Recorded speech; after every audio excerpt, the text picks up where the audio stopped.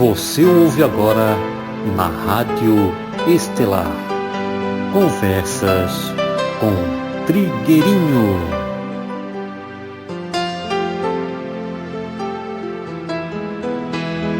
A propósito de culpa, nós teríamos que reconhecer que a culpa é o resultado de um atrito entre o impulso da consciência, que está buscando a sua verdade, e os movimentos do ego, que não querem seguir aquilo. Então, quando a consciência está vendo uma coisa e o ego quer fazer outra e consegue fazer outra, então surge no indivíduo a culpa. As pessoas normais são cheias de culpas, porque passam a vida contrariando aquilo que a consciência vai indicando. A culpa não deveria ser alimentada, mas também não deveria ser apagada por um trabalho nosso antes do indivíduo mudar de atitude e antes do indivíduo resolver fazer o contrário daquilo que o deixou culpado. Então isto é bem distante do que a psicologia manda fazer.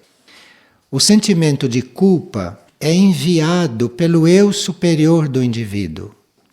Quando o indivíduo se sente culpado, aquilo foi uma infiltração do eu superior na personalidade, uma infiltração de um impulso do eu interno, para que o indivíduo assuma a fazer o contrário. Então a culpa é muito importante, é um instrumento evolutivo, se é bem compreendido e se é bem vivida. Agora, lidar com a culpa positivamente é muito importante, porque a culpa atrai aquilo que chamam de arrependimento. E esse arrependimento é o caminho para a evolução real.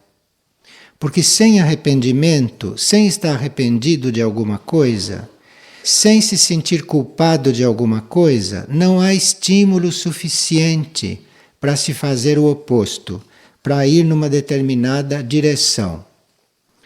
Então, claro que não cabe a nós fazer ninguém se sentir culpado. Mas, se nós somos instrumentos para que alguém se sinta culpado, nós temos que ver isto de uma forma muito simples e observarmos o que está acontecendo. Porque é esse arrependimento do culpado que desloca aquelas forças que o estavam fazendo agir contrária à consciência.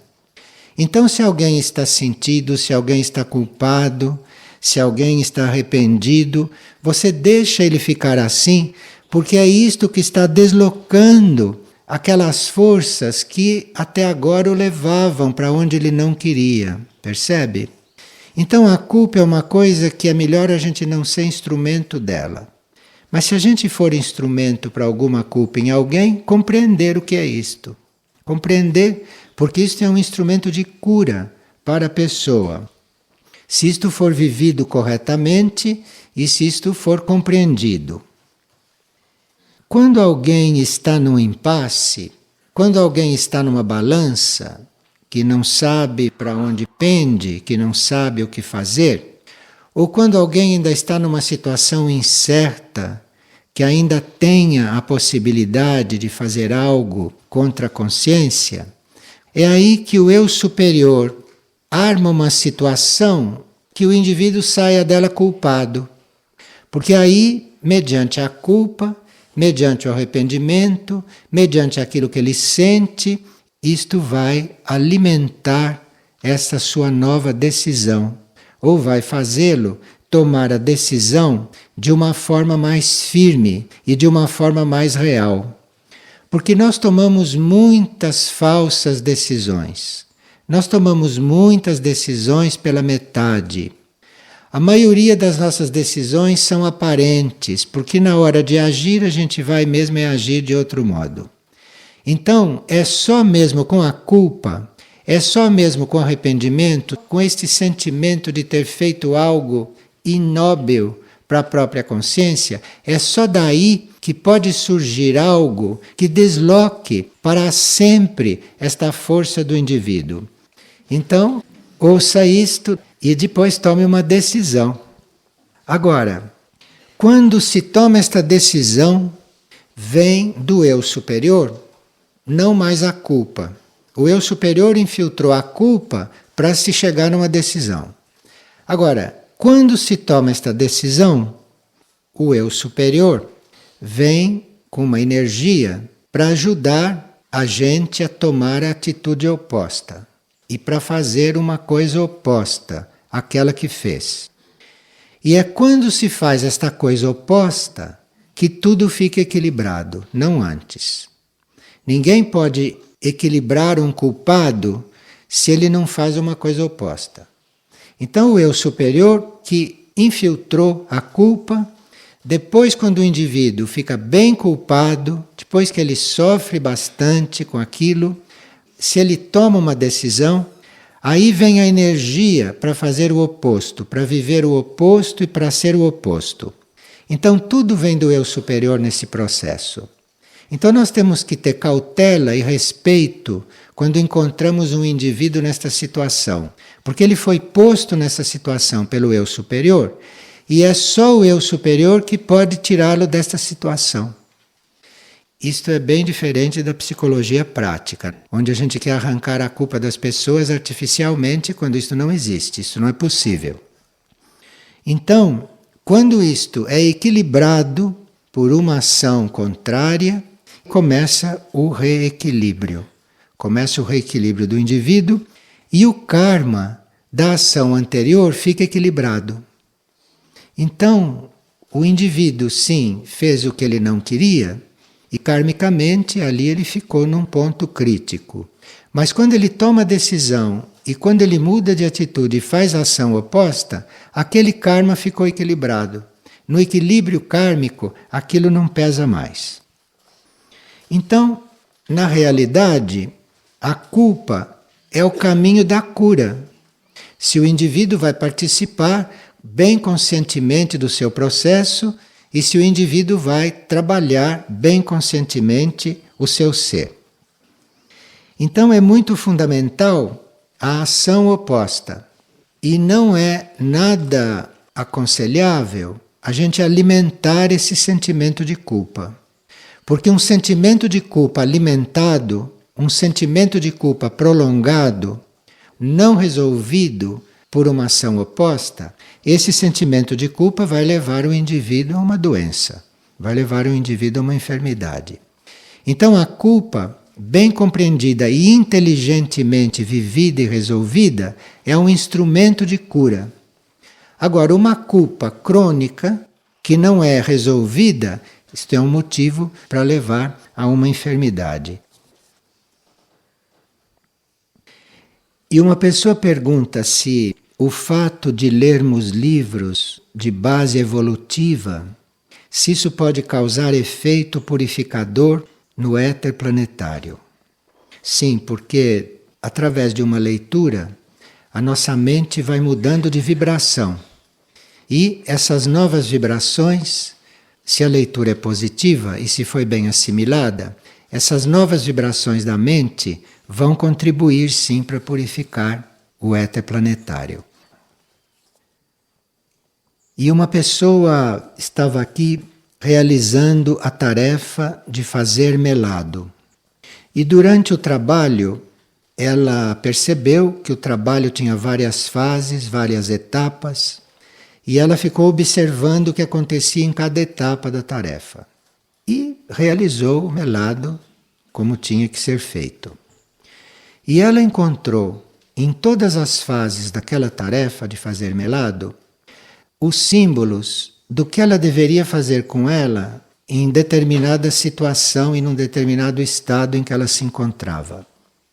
Então ela descobriu que em todas as tarefas estão os símbolos de coisas que acontecem conosco. E que nós realizarmos uma tarefa com consciência, ali nós estamos resolvendo muitas coisas nossas indiretamente. Só pelo fato de viver as etapas e as fases daquela tarefa. Isto é muito importante para nós, porque nós todos temos várias tarefas, nós passamos o dia com tarefas sucessivas, e seria bom se a gente observasse o que aquelas tarefas nos trazem. Porque parece que nós estamos fazendo uma tarefa para os outros, né? Parece que nós estamos cumprindo uma tarefa para o plano evolutivo. Isto é verdade. Mas, em princípio, aquela tarefa serve para nós. Então, dependendo de como nós a fazemos, dependendo de como nós a desenvolvemos, nós vamos descobrindo nela todas as chaves para lidar com os nossos processos, para lidar com esses processos psicológicos e humanos. As chaves todas estão nas tarefas que nos são atribuídas pelo plano, naturalmente. E esta pessoa descobriu isto e descreveu aqui todas as tarefas. E citou uma frase de São João da Cruz. Deus prefere de ti o menor grau de pureza de consciência do que todas as obras que possas realizar. Porque se você não faz a obra com consciência, você está fazendo um trabalho material. Mas não se trata só disso. Se trata realmente de você se transformar enquanto faz aquilo.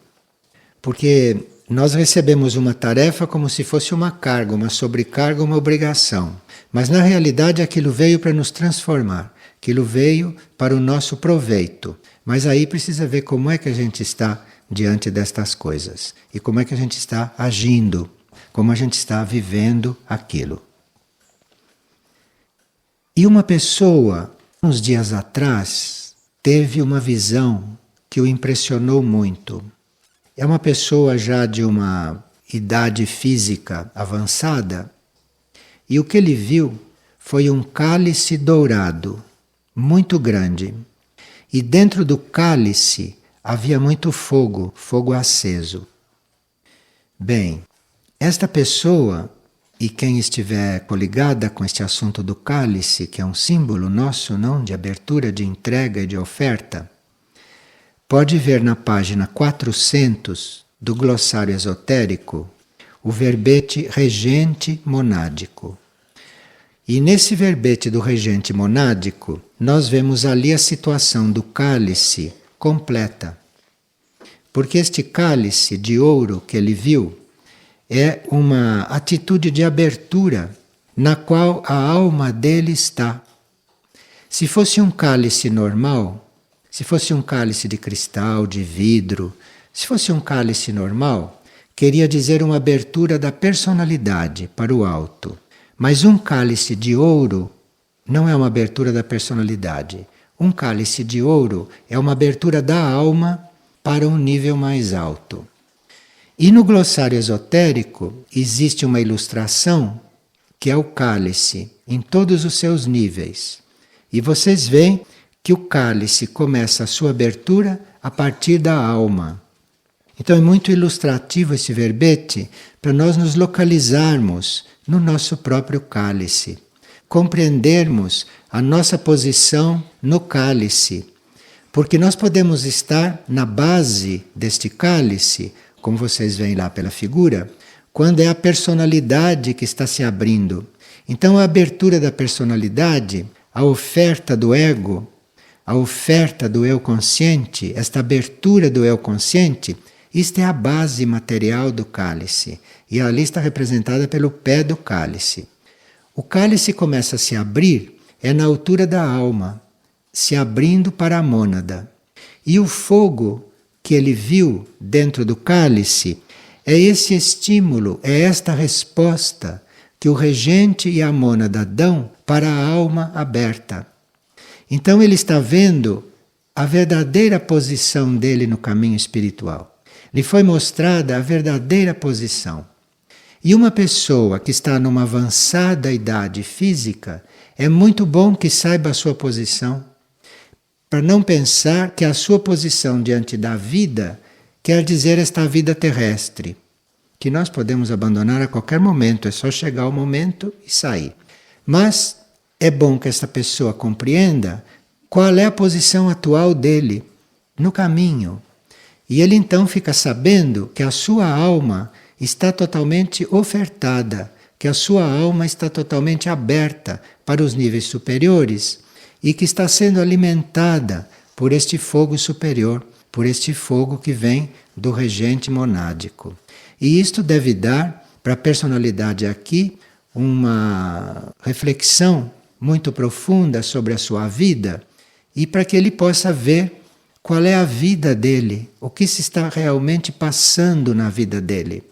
E isto, para quem já está avançado nos anos, é muito importante, porque quando as pessoas chegam numa certa idade física, em vez de olharem para estas coisas, em vez de olharem para os seus processos internos, que é o que eles vão prosseguir fazer conscientemente quando saírem do corpo, ou nesses estágios finais da encarnação, ficam aí preocupados porque estão ficando idosos e perdidos em tantas ilusões, em tantas coisas, e com isto deixando de viver algo que só se pode viver nesses momentos.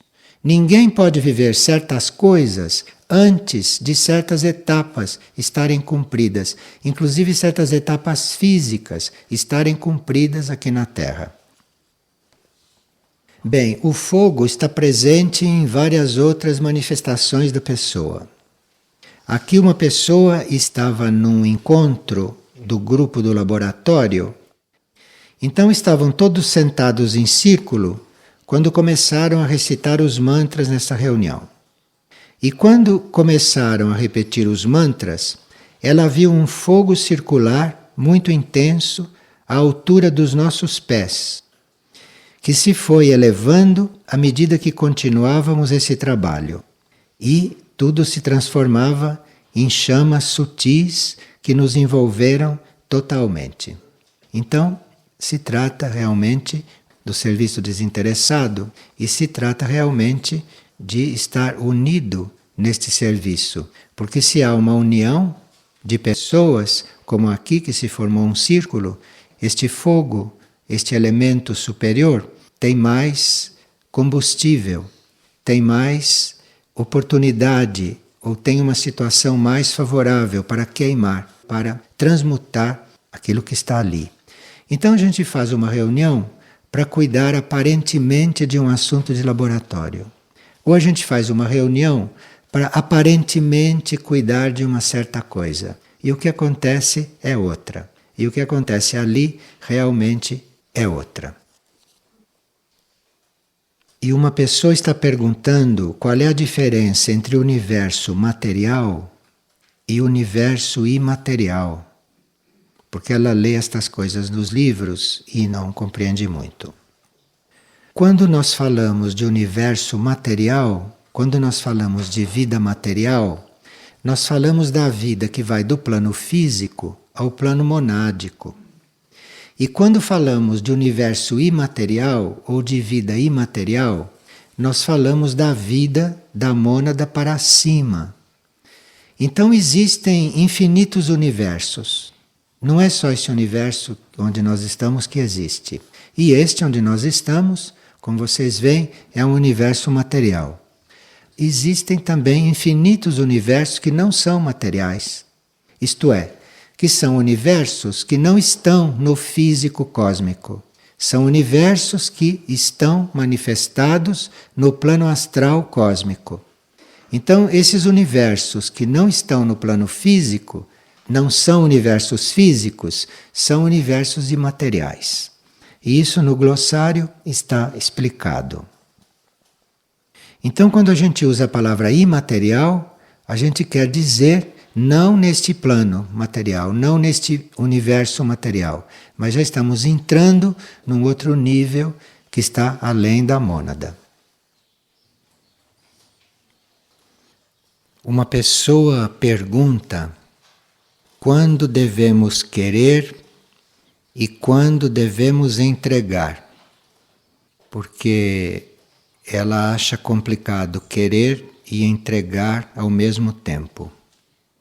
Aqui se trata de nós querermos entregando. Nós queremos, mas entregando o que estamos querendo. Isto é uma coisa só. Porque aí se nós queremos e ao mesmo tempo entregamos, se não tiver que ser, não é. É só dar tempo para as coisas serem como devem ser. Não é só querer. Precisa dar tempo para ver se é isso mesmo. E isso a gente vai entregando. É um movimento interessante. E uma pessoa, quando o corpo dorme, ela percebe que a mente continua desenvolvendo raciocínios e que até chega a algumas conclusões lógicas, que ela toma conhecimento totalmente depois que acorda. Então, isto é a mente concreta que continua funcionando enquanto o corpo físico dorme.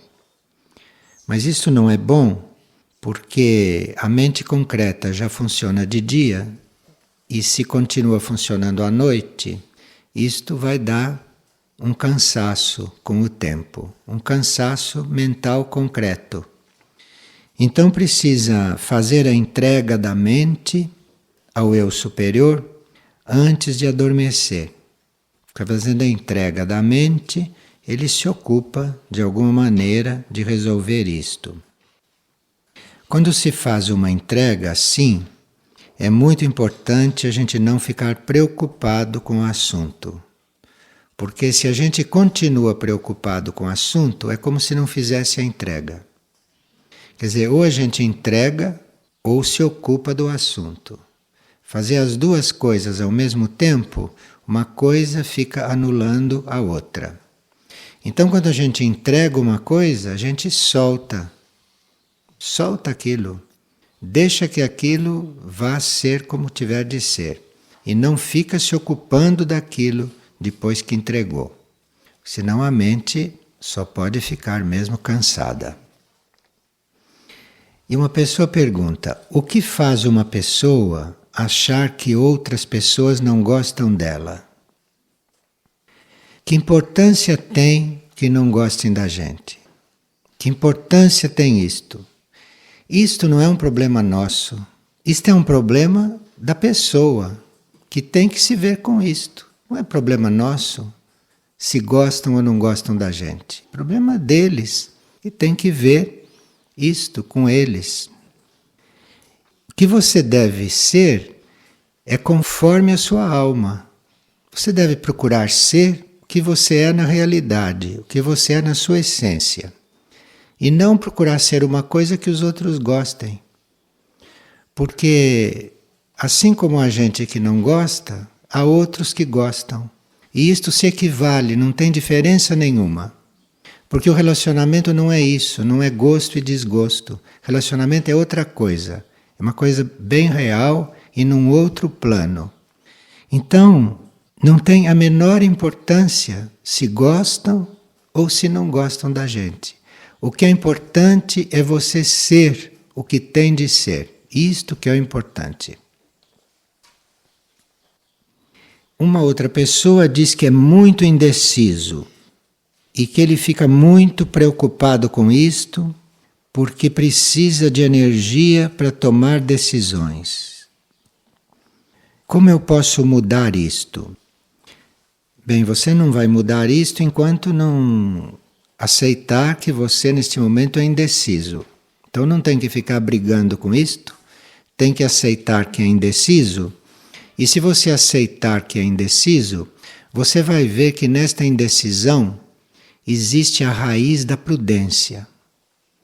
Então, se você é indeciso, quer dizer que se você sair desta situação, se você transformar esta situação, você tem energia para ser prudente. Coisa que muita gente que não é indecisa não tem. As pessoas são imprudentes. Você vê pela vida que elas levam, pelas coisas que elas fazem, são imprudentes. Desafiam certas coisas até do próprio destino. Então são imprudentes. Aquele que é indeciso tem capacidade de se tornar prudente. Então tem que pensar sobre isto, tem que ver a diferença da energia entre ser indeciso e ser prudente e ir fazendo esta transição, ir buscando essa transição. e alguém diz que na sua família há uma pessoa que há muitos anos toma remédios fortes para poder dormir. E há muitos anos ela faz terapia, mas sem resultados. E agora ela está começando a sentir efeitos físicos no próprio cérebro. Como posso ajudá-la? Se você está disposto a ajudar alguém, se você está internamente aberto para ajudar alguém, e se você está em oferta para ajudar quem quer que seja, aqueles que estiverem abertos a receber ajuda vão se aproximar. Ou você vai reconhecer e vai ajudá-los. Porque não basta que a gente queira ajudar. Isto é só metade do trabalho. A outra metade é para ver se o outro quer ser ajudado. Ou se o outro quer uma coisa à maneira dele. São coisas diferentes. Então, estar disposto a ajudar no que for necessário é um estado, é uma oferta nossa permanente. Isto não quer dizer que a gente vai ajudar todo mundo. Porque há pessoas que não querem ser ajudadas. E a gente não pode conhecer isto mentalmente.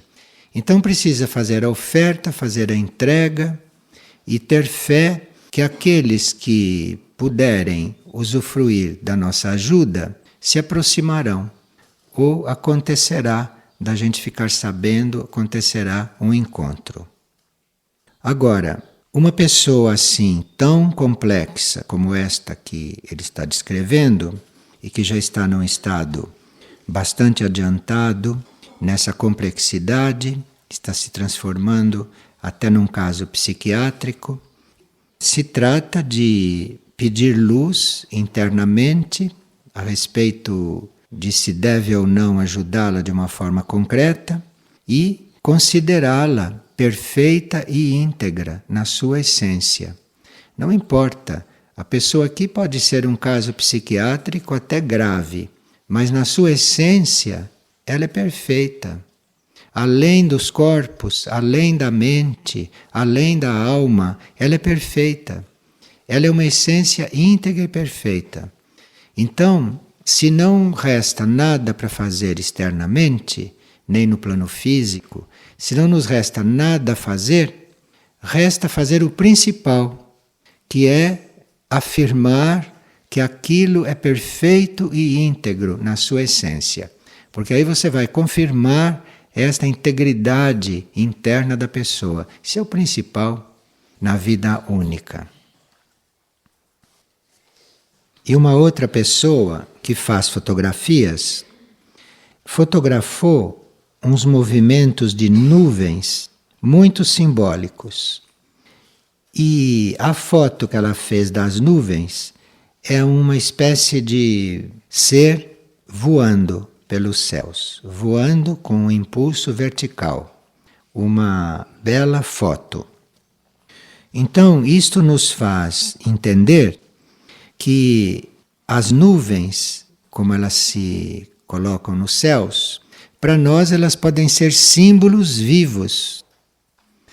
Mas para que elas sejam símbolos vivos para nós, precisa que a gente esteja realmente procurando uma realidade.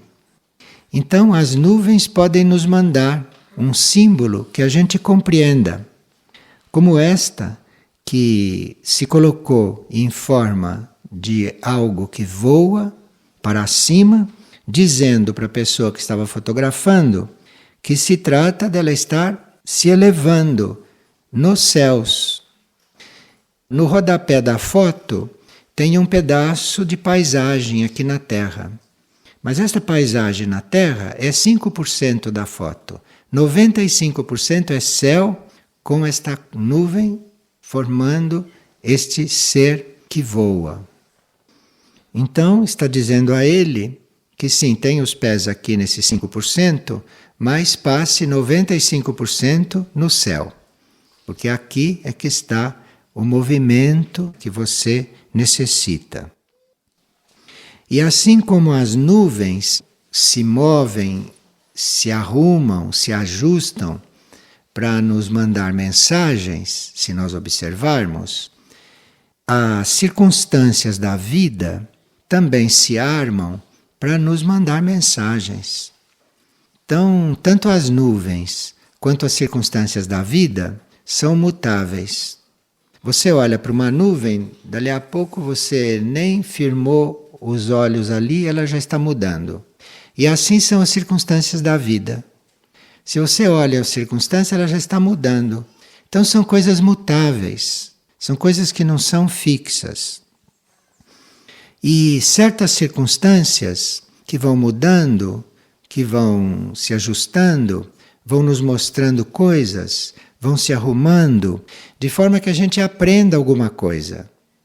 Que a gente, olhando aquilo, observando aquela mudança, que a gente também mude de ponto, que a gente não fique no mesmo ponto. Então, isto de observar as nuvens é um meio caminho andado para a gente observar as circunstâncias, não se envolver com as circunstâncias. Você está vendo uma nuvem lá se transformando, mostrando um símbolo, você não está envolvido com aquilo, está? Você está observando. O mesmo é fazer com as circunstâncias da vida. Você vai observando tudo e vai vendo o que aquilo quer te dizer. Vai vendo o que aquilo está simbolizando para você. E aí você vai se transformando, você vai se trabalhando.